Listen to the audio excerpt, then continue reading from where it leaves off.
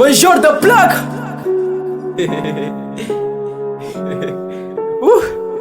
Um safado sempre dispensa apresentações e tal.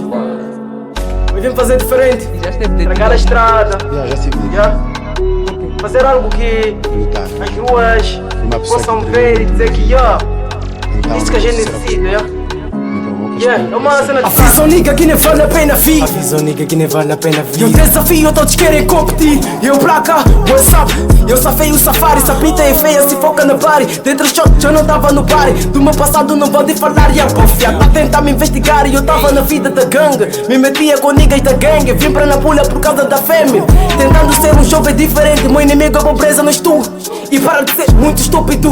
Quem não investe não terá nenhum lucro. Tô dentro da linha, tipo só comboio. E eu tô subir, isso não é ponte, ei. Vida de bruxo pra quem não quer luxo no school. Vou deixar toda no esgoto e no luxo. Dou-lhes a bem, voz top 5. Olha como finto, olha como fico. Tô dentro do game, eu tô com o Drigon. Parece brincadeira, arrependo contigo. Se estás ofendido, então corre comigo. Tenho vermelho, eu tô cor comigo. Peguei na cabeça, tropeça com pressa pra todos meus amigos. A chama tá acesa, tô nessa presença. 2080, eu serei um mito. Era suposto falar das vezes que eu sofri bullying, mas não.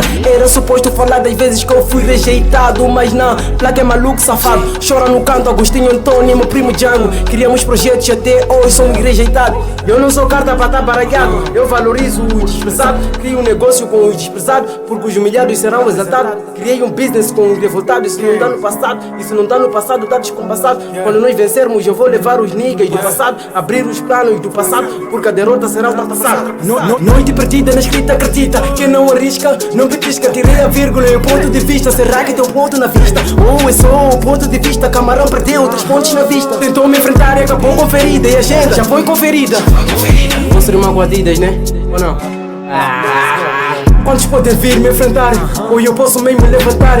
É que eu quero mesmo te chatear. É que eu quero mesmo te mostrar que eu não brinco a serviço. Fala meu nome e acabas com vício. Pai do incêndio, morremos por isso. Deveria falar que o rap é meu vício. Já tá claro que o rap é meu vício. Princípio é o início, tô com o mesmo nigga do início. Eu fiz todas as baras, são lauras. Com sacrifício, eu deveria ter um edifício. Eu deveria ter um edifício. Ok. E já esteve detido alguma vez? Já estive detido. Por quê? Lutar, eu luto muito.